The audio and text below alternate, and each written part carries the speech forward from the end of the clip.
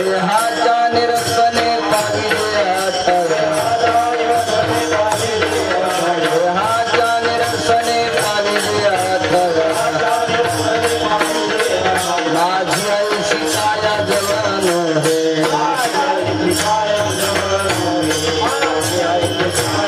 तुका म्हणे मज कळते चाचणी तुका म्हणे मज कळते चाचणी गडबडी जीवानी आत्मा सत्य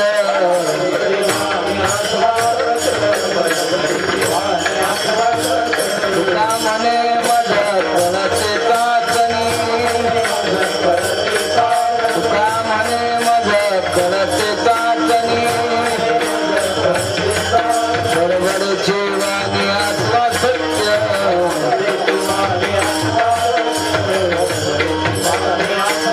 देहाच्या निरसने पाविले अथवा देहाच्या निरसने पाविले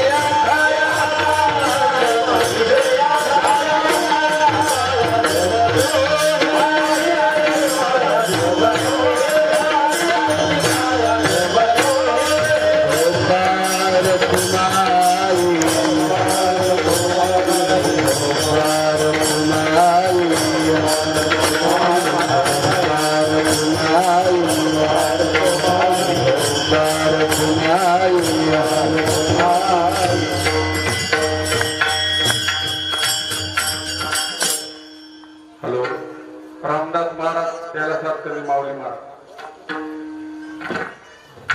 हॅलो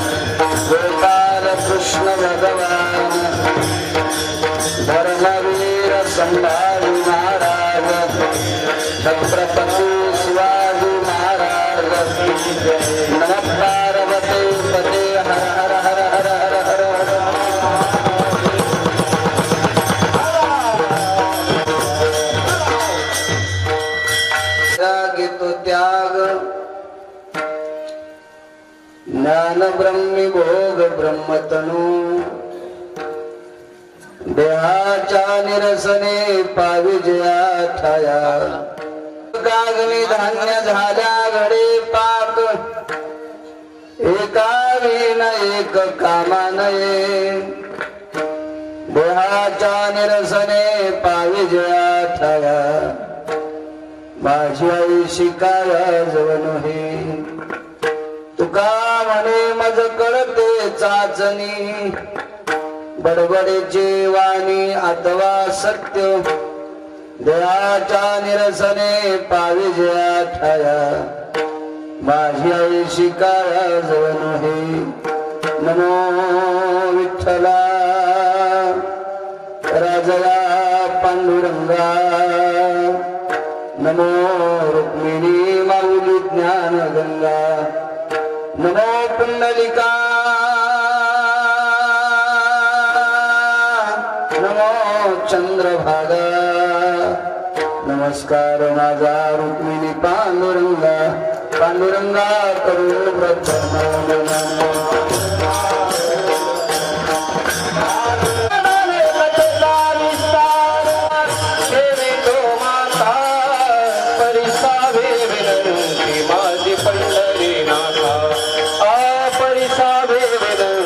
माझे पंढरीनाथा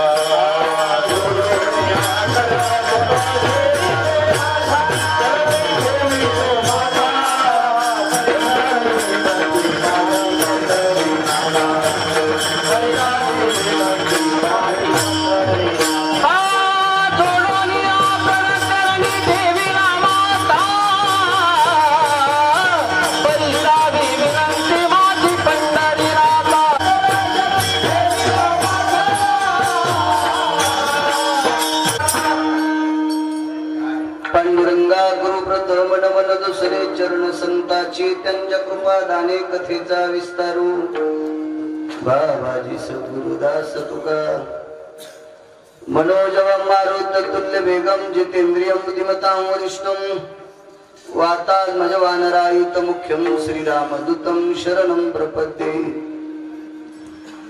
नागेंद्रहराय त्रिलोचनाय भस्मांगरागाय महेश्वराय नित्याय शुद्धाय दिगंबराय तस्मै नकराय नमः शिवाय शरदिंदु समाकारे परब्रह्म स्वरूपिणी वासरा पीठ निलय सरस्वती नमस्तुते विठाला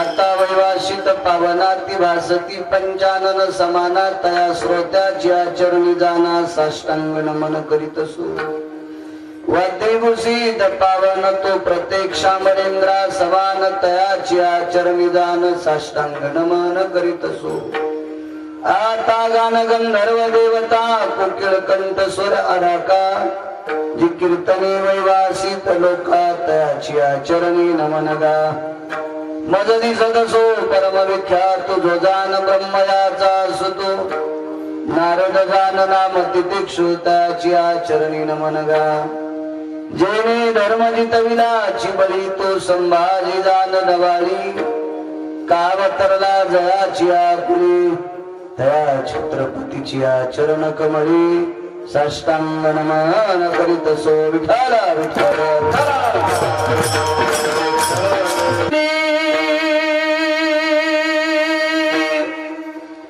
जय चातुर्यार्थ कला कामिनी ते श्री शारदा विश्वमोहिनी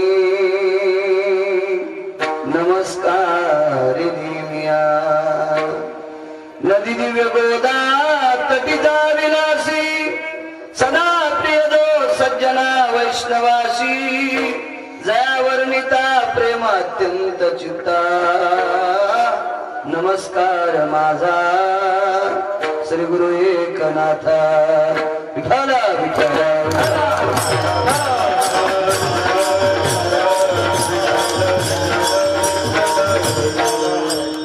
भक्ती ते नमन वैराग्य तो त्याग ज्ञान ब्रह्मी भोग ब्रह्मतनो देहाच्या निरसने पाविजे आठया माझी आई शिकाया जवनो हे प्रस्तुत प्राप्त प्रसंगी सेवे करता निवडलेला अभंग विश्वमान्य विश्वभूषण विश्वाधिकार विश्वप्रिय चिन्मय स्वरूप असणारी अधिकार संपन्न साधू श्रीमंत श्री जगद्गुरु तुकोबराय यांचा सेवे करता निवडलेला अभंग विठाला विठाला श्रीमंत श्री जगद्गुरु तुकोबराय मोठ्या श्रद्धेने चालत असलेला आजचा हा एक दिवशीय माझ्या श्रीमंत श्री जगद्गुरु तुकोबरायच्या आठवणीचा स्मरणाचा हा प्रसंग आदरणीय सन्माननीय महेशजी वैद्य आदी करून त्यांचे कोणी भाऊबंद सर्व जे मंडळ असत यांनी हा कार्यक्रम आयोजित केला। माऊली महावैष्णव ज्ञानोबा यांच्या समाधी सोहळ्याच्या वेळेसच तारखेच्या संदर्भात माझ्याशी संपर्क झाला, पण कर्मनोगती सर्वांना ज्ञात आहे। तरी पण आग्रह इतका होता की परवाला हॉस्पिटलला भेटायला सुद्धा आले आणि यजमानाच्या आग्रहापेक्षा आदरणीय सन्माननीय आमच्या सरमजी अप्पा लाटे तारीख घेतानाच आनंदित होते। ते म्हणले महाराज अर्धा घंटा का होत नाही पण त्यांचं कीर्तन करा, बसून का होत नाही करा। शिवाजी भाऊ आणि आसाराम बाप्पा आणि ते स्वतः हजरही राहिले आणि लवकरच गाडी सुद्धा भाऊ यजमान घेऊन आले। आनंदाचा योग आहे। कीर्तन तर 4 दिवसाला करावंच लागणार आहे, त्याबद्दल काही दुमत नाही, पण भगवंताच्या कृपेने तुम्हा सर्वांच्या आशीर्वादाने कीर्तन करण्यासाठी गिरगाव करायला जिवंत ठेवलं ही तुम्हा सर्वांची कृपा आहे। विठ्ठला विठ्ठला विठ्ठला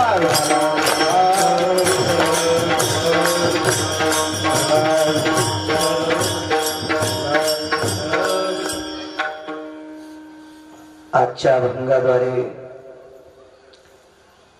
तुकोबारा भक्ती कशाला म्हणायचं सांगतात. प्रत्येकाच्या अंतकरणात भक्ती हा भाव वेगवेगळा असतो. काहीच मनोगत असते. भक्ती या शब्दाची व्याख्या म्हणजे पाठांतर करणे. भक्ती या शब्दाची व्याख्या नामस्मरण करणे. भक्ती या शब्दाची व्याख्या गायन करणे. भक्ती या शब्दाची व्याख्या वारी करणे. भक्ती या शब्दाची व्याख्या टिळे टोपी करणे. जो तो ज्याच्या त्याच्या मतानं अर्थ लावत असतो. पण माझ्या श्रीमंत श्री जगद्गुरु तुकोबारायच्या उकोक्तीनुसार भक्ती या शब्दाची व्याख्या जर सांगायची झाली तर नम्रता आहे. भक्ती ते नमन, वैराग्य तो त्याग. जोपर्यंत माणसाच्या जीवनात त्याग येत नाही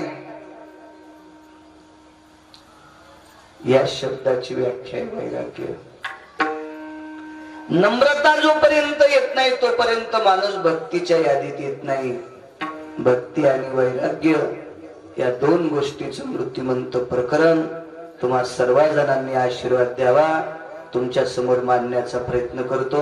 अर्धा तास डोक्यातला काढून टाका.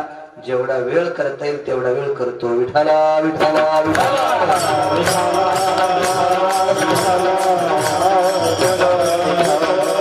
आदरणीय हरिभक्ती परायण आमचे विठ्ठल महाराज सुद्धा या ठिकाणी आहेत. त्याच गावातले ग्रामजोशी सुद्धा आहेत.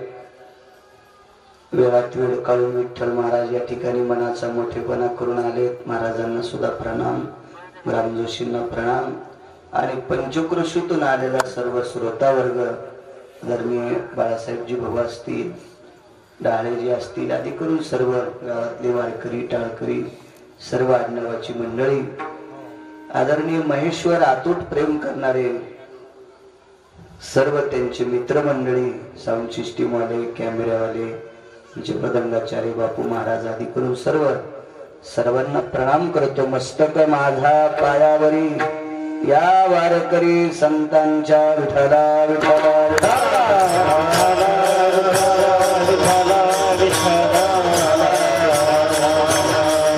भक्ती ते नमन.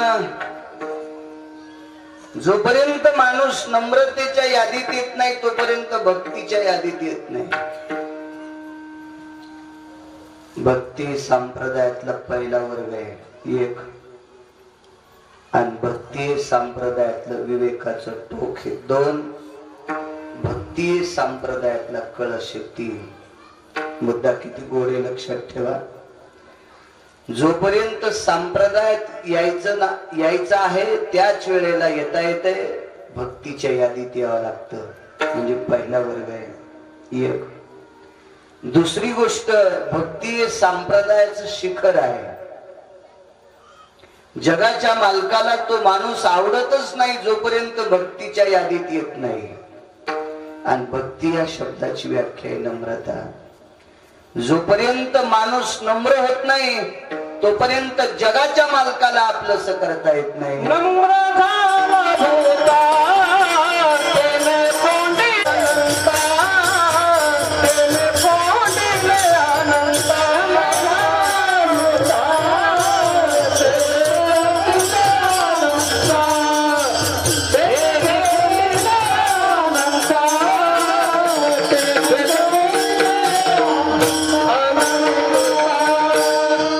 नम्र झाला होता तेने कुंडिले अनंत. अनंत या शब्दाची व्याख्या अशी आहे की ज्याची व्याख्या करता येत नाही त्याला अनंत म्हणतात. आणि अनंताला कोणणे या शब्दाचा अर्थ आहे आपलंस करणे. विश्वाच्या मालकाला आपलंस करायचं असेल तर नम्रता लागते. एका व्यक्तीने सांगितलं, महाराज माझ्याकडे 1000 कोटी रुपये आहेत.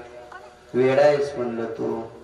1000 कोटी जरी रुपये तुझ्याकडे असतील पण देव तुला आपलंस म्हणणार नाही. देवाने तुला आपलंस म्हणावं आणि देवानं तुझ्याकडे यावं याच्याकरता तुझ्याकडे पैसे असावे नसावे याचा काही संबंध नाही. तू नम्र असणं अत्यंत गरजेचं आहे. तुझ्याकडे 5,000 कोटी रुपये असतील आणि तू फुगीर असतील नालायका, तर जगाचा मालक तुझ्या स्वप्नात सुद्धा येणार नाही. 1 रुपया जवळ नसेल, संध्याकाळच्या वेळेला भाकरी नसेल, तू भीक मागणारा असेल पण नम्र असेल, तर जगाचा मालक तुझ्या अंतःकरणात उतरेल. हे नम्रतेला किंमत आहे. संसारिक माणसाला घरातल्या लोकांचं मन जिंकायचं असेल तर पैसा लागतो. संसारिक माणसाला घरातल्या लोकांचं मन जिंकायचं असेल पैसा लागतो. समाज जिंकायचा असेल कला लागती. शत्रू जिंकायचा असेल कपट लागते. आणि देव जिंकायचा असेल तर भाव लागतो.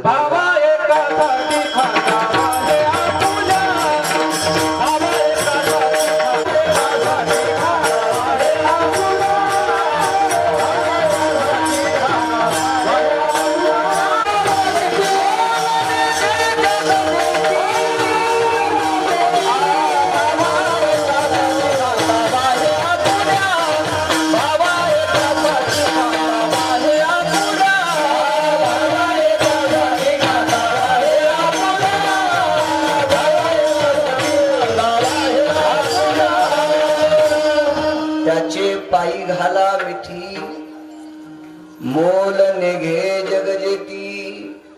भावा एकासाठी खांदावा हे आपुल्या. श्रद्धेनं त्याच्या पायाला मिठी घालायची. प्रेम जर असेल, भाव असेल, तो आपल्याकडे ओतप्रोत भरलेला असेल तर जगाचा मालक आपल्याला खांद्यावर घेऊन फिरतो. आणि भाव या शब्दाचा अर्थ आहे नम्रता. जोपर्यंत माणूस नम्र होत नाही तोपर्यंत भक्तीच्या यादीत नाही. माऊली महावैष्णव ज्ञानोबा आहे, विश्वाची माऊली आहे. यांच्याकडे देव पुजण्यासाठी एक माझ्यासारखा सामान्य देवबाप्पा आला. त्या देवबाप्पानी प्रश्न केला, मला देव पाहिजे. प्रत्येक जणांना सांगितलं, बाबा रे अभ्यास करता करता आयुष्य गेलंय, देव भेटला नाही, तुला देव दाखवायचा कुठून. एक वारकरी भेटले. त्या वारकऱ्याने त्या देवबाप्पाला प्रणाम केला आणि सांगितलं, देवबाप्पा देव तुम्हाला सापडेल पण तुम्हाला माऊली महावैष्णव ज्ञानोबारायांकडे जावं लागेल. वारकऱ्याचं ऐकून ज्ञानोबारायांकडे ती व्यक्ती गेली. पवित्र इंद्रायणीचं स्नान केलं आणि ओल्या कपड्याने माऊली महावैष्णव ज्ञानोबारायांच्या समोर मांडी घालून ज्ञानोबारायांच्या नामाचा टावफोडीत भजन करीत करीत ती व्यक्ती 7 दिवस तिथे बसली. नमो ज्ञानेश्वरा, नमो ज्ञानेश्वरा, नमो ज्ञानेश्वरा, असा सारखा मुखारविंदातून जप चालू आहे. 7व्या दिवशी ज्ञानोबाराय प्रगट झाले आणि ज्ञानोबारायांनी समोरच्या व्यक्तीच्या चरणावर साष्टांग प्रणिपात केला. कोण आपण? हे ब्राह्मण आहे. काय काम आहे काका तुमचं? काय नाही, मला देवाची प्राप्ती हवी. देवाची प्राप्ती हवी आणि माझ्याकडे देव आहे असं तुम्हाला कोण म्हटलं? एका वारकऱ्यानं सांगितलं. जी. ज्ञानोबारायांनी पुन्हा दर्शन घेतलं आणि त्या व्यक्तीला ब्राह्मण काकाला सांगितलं, काका तो श्रीमंत श्री जगद्गुरु तुकोबारायकर सापडेल. आता पाया पडावं नाही विठ्ठल या बाबानं, पण नाही पाया पडला. आणि देहूला आले काका आमचे. देहूला आल्याच्या नंतर विचारलं एका व्यक्तीला, तुकोबारायचं घर कुठे? समोरचं घर तुकोबारायचं म्हणलं. आवाज दिला, महाराज. बाई काम करत होत्या, हातातलं काम सोड बाईने आणि 25 फुटाच्या अंतरावर साष्टांग प्रणिपात केला ब्राह्मणाला. जी काका, जी. तुकाराम महाराज कुठे आहेत माय? अजून इंद्रायणीच्या पात्रात आहे. ज्ञानोबाराय 2दा पाया पडले. तुकोबारायची धर्मपत्नी पाया पडली. किती मोठी माणसाची पत्नी, किती मोठ्या माणसाची मुलगी, जिचे 600 एकर ऊस होता. 3600 एकर ऊस जिच्या पित्याकडे, एवढ्या श्रीमंताची कन्या कपाळ जमिनीवर टेकून दंडवत केला आणि सांगितलं, दादा माझे मालक इंद्रायणीच्या पात्रात आहेत, जी माय. आणि निघाले ते बाप्पा. तिथं आल्याबरोबर एक व्यक्ती बसलेली होती. का रे, कुठे आहे तुकाराम महाराज? भक्ती ते नमन सांगतोय. कोण आपण? मी ब्राह्मण आहे, आंघोळ करते.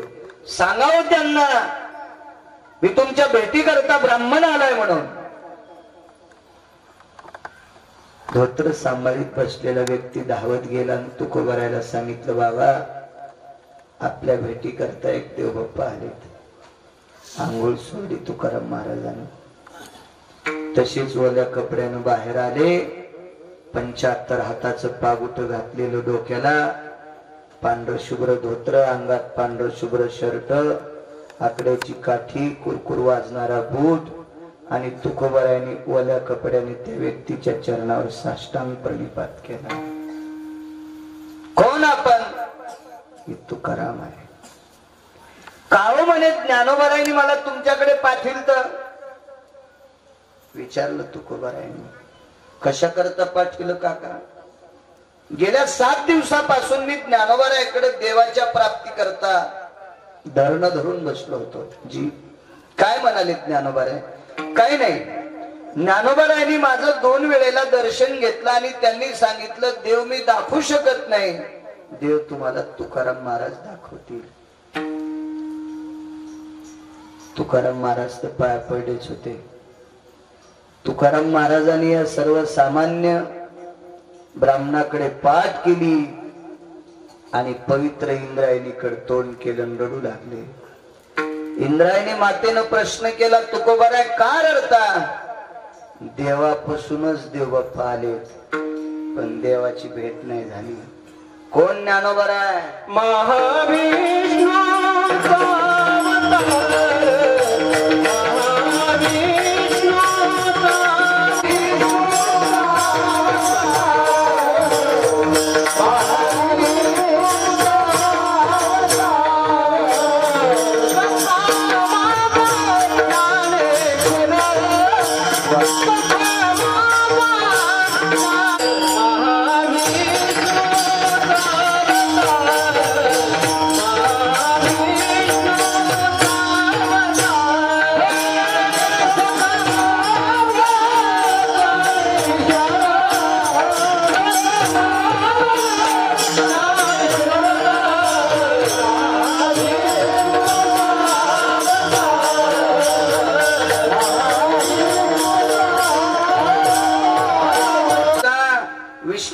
अवतार ज्ञानोबाराय, पण वाकले नाही काका. तुकोबारायांनी स्वतःचे डोळे पुसले आणि दुसऱ्यांदा प्रणाम केला चरणावर. सांगितलं, काका ज्या व्यक्तीकडे देव पुसण्यासाठी गेला त्या व्यक्तीचं दर्शन घेतलं नाही? घेतलं. त्या व्यक्तीनं तुमचं घेतलं, 2 वेळेला घेतलं. विष्णू परमात्म्याने तुमचं दर्शन घेतलंय. ज्या देवाच्या भेटी करता तुम्ही बेजारेत काका, त्या जगाच्या मालकाने 2 वेळेस तुमचं दर्शन घेतलंय. 2 वेळेस. ज्ञानोबाराय विष्णूचाच अवतार. तुकाराम महाराज कोण होते रे? तुका विष्णू नारे तुझा, तुका विष्णू नारे तुझा.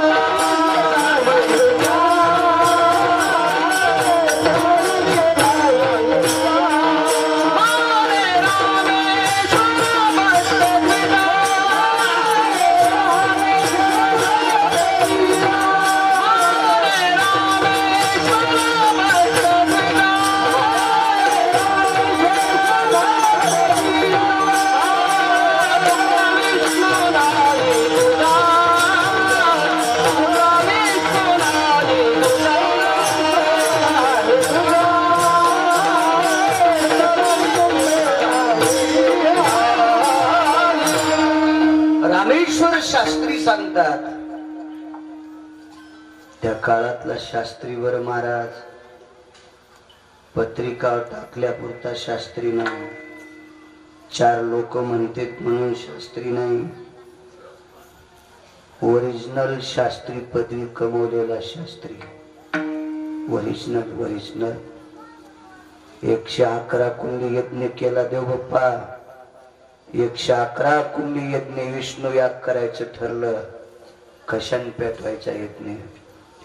रामेश्वर शास्त्रीनं उजव्या हातावर पाणी घेतलं आणि पाणी यज्ञ कुंडात टाकल्याबरोबर मंत्र म्हणल्याबरोबर अग्नी प्रज्वलित होत होता. ही ज्याच्या वाणीत ताकद असे रामेश्वर शास्त्री. हल्ली शास्त्री कितीतरी पत्रिकेवर नाव भेटतंय. ह्या पत्रिका खाली पडल्या ना, कुत्रे सुद्धा लघुशंका करीन. त्याला लाज वाटायली की आपण याच्या नावावर लघवी कशाला करावं, आपली लघवी सुद्धा वाया जाईल. इतकं कुत्र्याला दुःख वाटायले, दुःख म्हणजे ह्या नावापेक्षा कुत्र्याची लघवी चांगली. काही लोकांना वाटतं आपल्या लोकांनी मोठे पण द्यावा, पण तसं नसते. गौरावयासाठी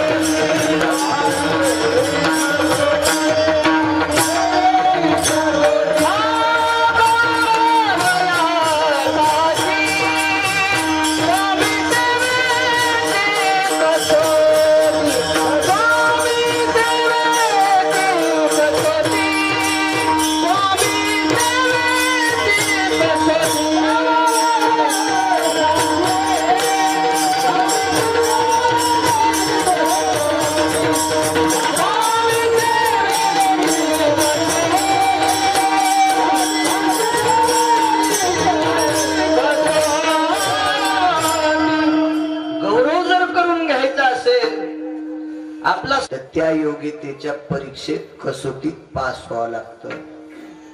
आणि हे पास झालेले शास्त्री होते. आणि पास झालेला शास्त्री सांगतोय म्हणे, रामेश्वर भट्ट द्विजा, द्विज म्हणजे ब्राह्मण, म्हणे रामेश्वर भट्ट द्विजा आणि तुका विष्णू नाही तुझा. प्रत्यक्ष पांडुरंग परमात्मा आणि तुकोबारा वेगळे नाही, हे रामेश्वर शास्त्रीने सांगावं. बोलोबा महाराज आणि कनकाबाई पंढरपूरला गेल्या. भक्ती ते नमन सांगतोय. मग पाहू आपण पुढं वैराग्य होत्या.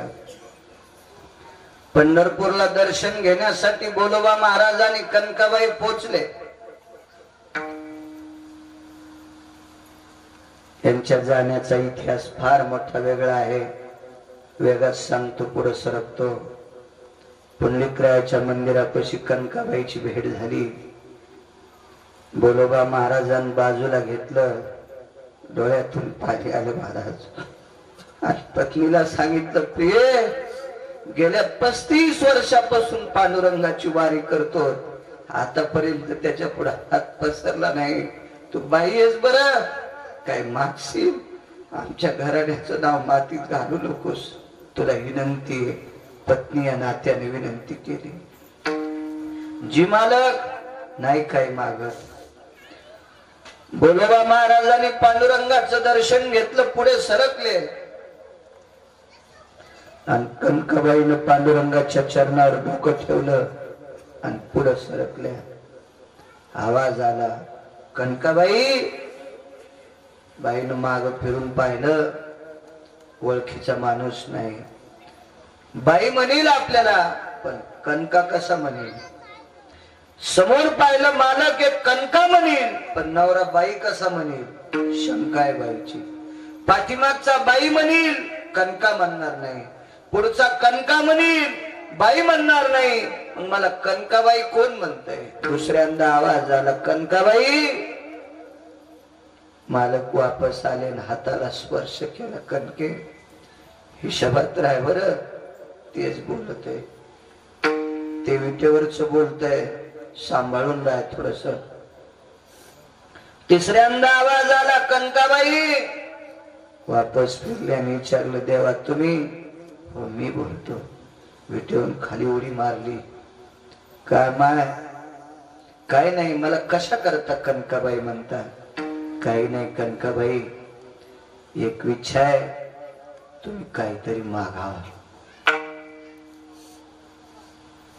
बाई काय मागण्यासाठी आलत्या माहितीये?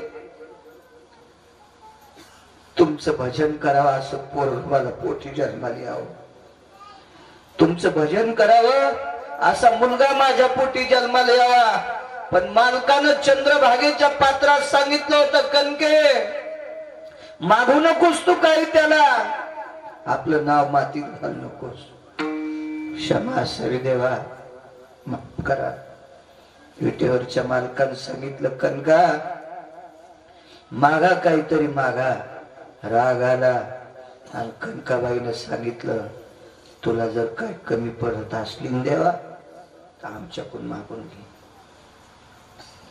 काय कमी पडते तुला आमच्याकडून मागून घे. काय देशील तू? त्याच्या डोळ्यातून पाणी पडत होतं देवाच्या. 2 थेंब उजव्या हातावर पाणी घेतलं आणि भोवताल स्वतःच्या शरीराच्या फिरवलं. अख्खं शरीर तुला देऊन टाकलं. काय मागायचं ते माग. विटेवरच्या मालकानं सांगितलं, देशील? शरीर देऊन टाकलं, ह्याच्या पलीकडे काय देऊ? आणि मग विटेवरच्या मालकानं पितांबराचा घोळ पुढं केला आणि कनकाबाईला सांगितलं, माय मला 9 महिने तुझ्या पोटात जागा दे. फक्त 9 महिने पोटात जागा दे. देऊन टाकलं उदर तुला. आणि विटेवरच्या मालकानं बोलोबा महाराजांची पत्नी कनकाबाईला भीक मागितली. ब्रह्मांड ज्याच्या ताब्यात आहे, झाडाचं पान ज्याच्या सत्तेशिवाय हलत नाही, त्या जगाच्या मालकानं कनकाबाईला भीक मागितली, माय मला 9 महिने तुझ्या पोटात जागा दे. आणि जगाचा मालक 9 महिने पोटात. आणि तेच पुढे तुकोबाराय जन्मले. मनी रामेश्वर भट्ट तुझा,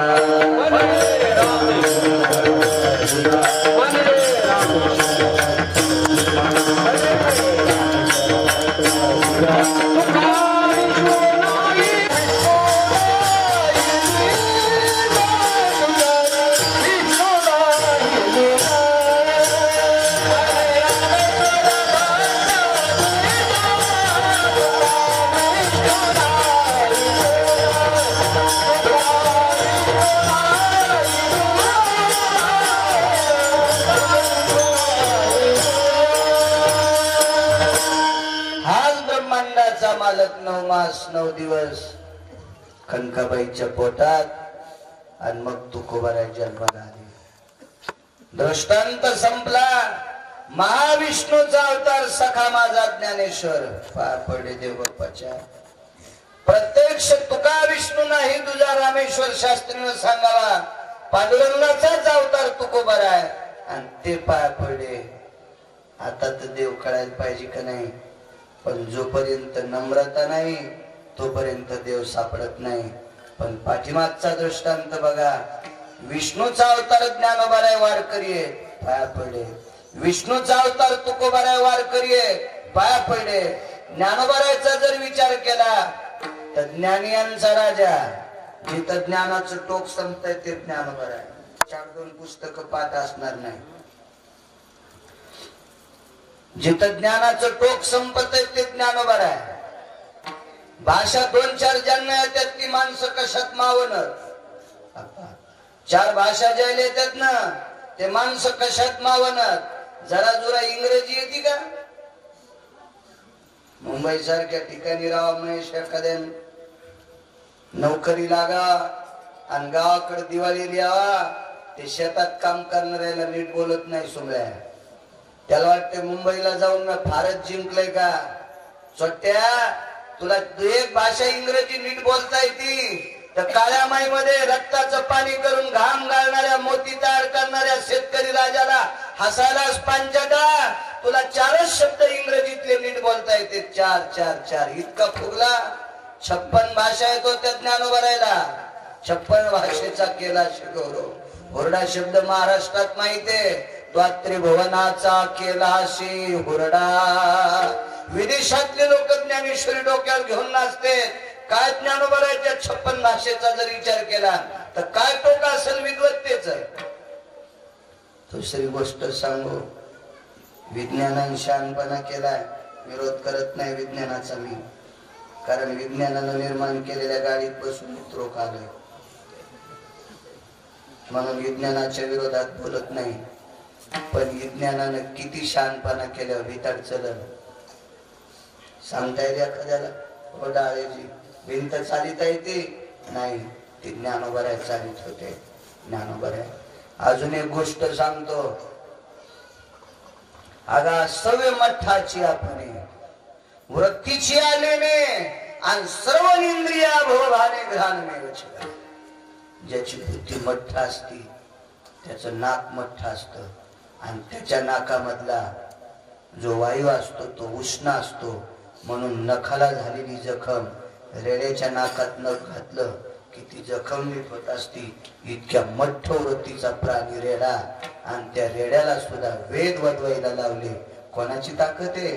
ज्ञानोबरायची ताकद. काय काय टोक असेल, किती टोक असेल भक्तीचं, कल्पना करा किती टोक असेल. आणि त्या ज्ञानोबरायने खाली येऊन नमस्कार करावा, याला म्हणायचं नम्रता. ही नम्रता, ही नम्रता आहे. पैशाच्या बाबतीत जर विचार केला तर आपण काय ज्ञानोबरायची बरोबरी करू शकतो? ज्या दारातलं झाड सोन्याचं आहे, जयाची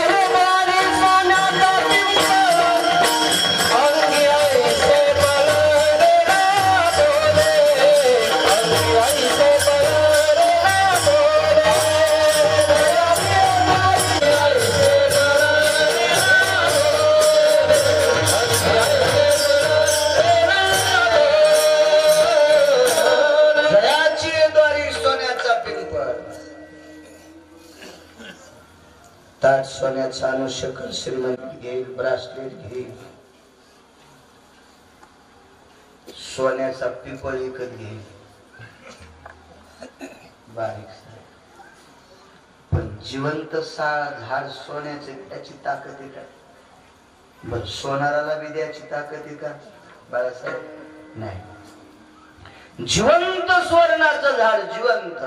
काय विज्ञान शहाणपणा करीन इथं? ज्यांच्या दारात, ज्या संप्रदायाच्या दारात झाड सोन्याचं विठ्ठल बाबा, काय टोक असं ज्ञानोबरायचं. आणि ते पाय पडले एका देव बाप्पाच्या भक्ती तिनं म्हणून, चला तुकोबाराय करूया. कोण तुकोबाराय? तुकोबारायच्या जर बाबतीत बोलायचं झालं तर ज्याचं नाव ऐकल्याच्या नंतर आपल्याला घाम येतो त्याचं नाव यम. आणि त्या यमानं तुकाराम महाराजाचं नाव ऐकलं की त्याचं धोतर सुटत. तुकाराम तुकाराम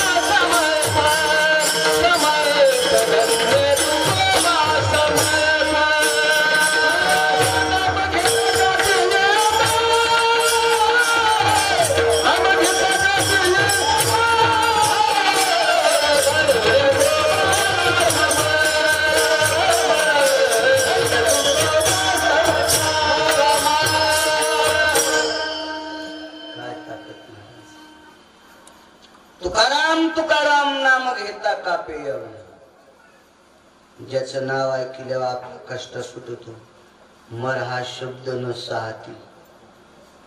अगा मर हा शब्द न साहती.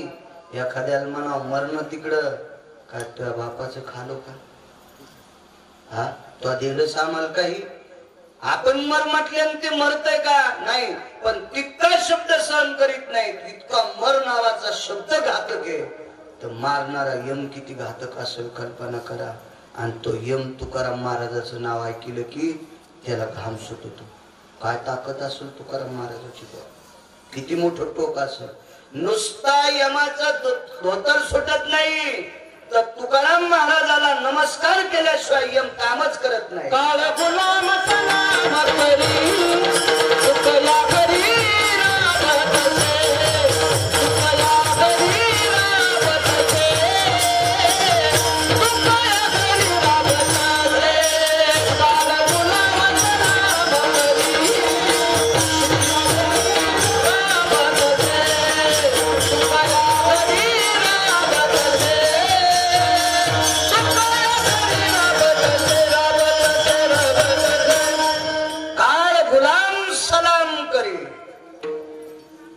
करायचा. तो कया घरी राबतशी. आपली संस्कृती माथा झुकवणे, पण आपण कधी कधी झुकवतो माहितीये, कीर्तनामुळे जिवंत आहे. पंढरीच्या लोकांनाही अभिमान पाया पडे जन एकमेका म्हणून दिवाळी दसऱ्याला नमस्कार करतो आणि लग्न कार्यात नमस्कार करतो, नम्रतेचा जर विचार केला तर. पण आजीवन एक तिला इतकं सुद्धा बाजूला सरकता येत नाही. काळाला यमाला रोज तुकोबरायला मुजरा करावा लागतो. मुजरा का ख्याती असेल तुकोबरायची, आणि यम तुकोबरायला नमस्कार करतो, ही तुकोबरायची ख्याती, आणि ते तुकोबराय पंचांग सांगणाऱ्या देवबाप्पाला नमस्कार करते. काय मोठेपण असेल महाराज, काय नम्रता असेल. पंचांग सांगणाऱ्या देवबाप्पाच्या पुढं तुकोबराय वागतात पुटा सगट. महाराज तुम्ही ज्यांच्याकडे गेले तेच देव होते. दृष्टांत संपला. ही ख्याती तुकोबरायची तरी नमस्कार, ही ख्याती ज्ञानोबरायची तरी नमस्कार. तुकोबरायच्या पत्नीचा पाय धरून जगाचा मालक काटा काढीत होता. जगाचा मालक. पलीकडचा सिद्धांत सांगतो. वैकुंठवासी रंगनाथ गुरुजी परभणीकर सांगायचे, माझ्या कळायच्या अगोदर महाराज जात राहिले, पण मोठ्या माणसाचा सिद्धांत सांगतो. वैकुंठवासी माधव महाराज सूरज केळकर सांगायचे रंगनाथ गुरुजींचा सिद्धांत. देवाला किती गरज होती संतांच्या घरची. तुकोबरायच्या धर्मपत्नी रस्त्यात काटा मोडा. काटा यानच मोडायला लावला बरं पंढरपुरातल्यानं. हो, तुकाराम महाराजाच्या बायकोच्या पायात काटा रुतायची ताकद काट्यात नव्हती, पण देवाने सांगितलं बापू तू पायात घुसणं, आणि मग काटा काढून घेतला बाईनं. पण खुरडा काटा. विटेवरचा मालक रूप बदलून आला आणि बाईचा पाय धरला, जिभेला बोट लावलं आणि तुकोबरायच्या पत्नीच्या पायाला बोट लावलं. महाराज एकदा जिभेला बोट लावून पायाला लावणं काय नवलाची गोष्ट नाही, पण पुन्हा पायाला लावलेलं बोट पुन्हा जिभेला लावित होता. तिच्या चरणात थोडी आगा ग्रासिता या नवारी. साधूच्या पत्नीच्या पायाची धूळ आपण तोंडावाट खावी ही जगाच्या मालकाला आवडत होती. जिजाबाईच्या पायाची माती आपण जिभे वाटत तोंडावाट खावी. बाईच्या पायाची माती इतकी पवित्र आहे की विश्वाच्या मालकानं ती चाटावी. इतकी माती पवित्र आहे. बाईचा पाय किती पवित्र असेल, या बाईचं शरीर किती पवित्र असेल आपा. आणि या बाईच्या शरीराचं ज्यानं अर्धांग पत्कारलंय ते तुकोबराय किती पवित्र असते. काय टोक असेल, आणि ते तुकोबराय सामान्य व्यक्तीच्या चरणावर नतमस्तक. ते ज्ञानोबराय सामान्य व्यक्तीच्या चरणावर नतमस्तक. यालाच म्हणतात पहिलं कडवं.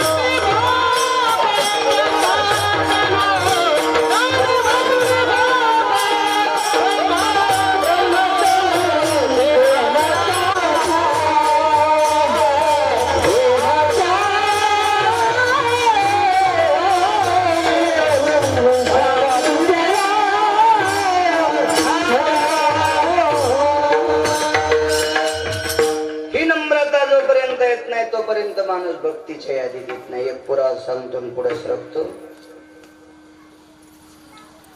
शांती ब्रह्म एकनाथ महाराजांकडे एक व्यक्ती आली. एकनाथ महाराजांचं वैभव सांगत असताना गिरगावकराला कोटी जन्म घ्यावा लागतील तर नाथ महाराज सांगणं व्हायचे नाही. इतकं नाथांची व्याप्ती मोठी आहे. तुम्ही मानित असाल मला हे तुमच्या मनाचा मोठेपणा आहे मायबाप, पण नाथ महाराज होते. आली एक व्यक्ती परशी गिरशी बघला ते सुंदरसा फेटा गिटा पांढरे शुभ्र कपडे. विचारलं चौकदारान कोण? अंकी व्यक्ती. दोन्ही चौकदारांनी काठ्या खाली टेकल्यान पाय धरले. या महाराज मदत. महाराज घरी येत का? झोपलेत दुपारचे. झोप घेऊ लागले. सांगा मी आलोय म्हणून. जी. एक चौकदाराने दंड धरला आणि एक चौकदार पळत गेला आणि आवाज दिला बाबा आपल्या भेटी करता एक व्यक्ती आली. फेटा उशाल घेतलेला होता तसाच फेटा बगलात घेतला. तोंडावून पाणी फिरिलं नाही, गुळणा केला नाही, तसेच पळत आले आणि बुटा सगळं पाय धरले. जी काय सेवा करू? काय नाही मी तुमच्याकडे आलोय. जी ठीक आहे. पाय धुवायला पाणी काढा. गिरिजा म्हणजे शांती ब्रह्म एकनाथ महाराजांची धर्मपत्नी. घरी जर कोणाला न्यायचं असेल तर बायको ताब्यात लागते बरं.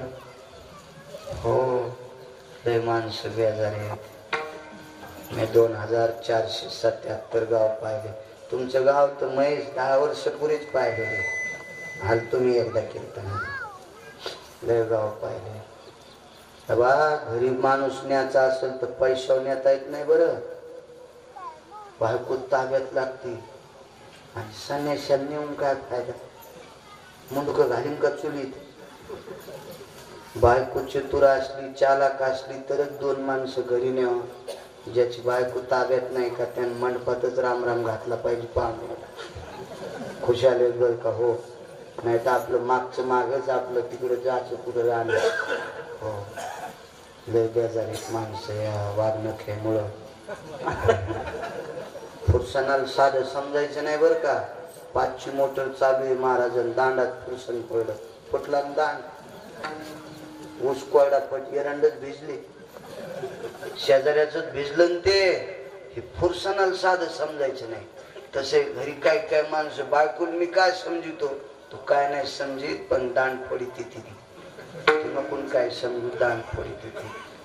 हो लय अवघड असते. घरी जर कोणा न्यायचं असेल ना तर बायको ताब्यात असली तर न्या.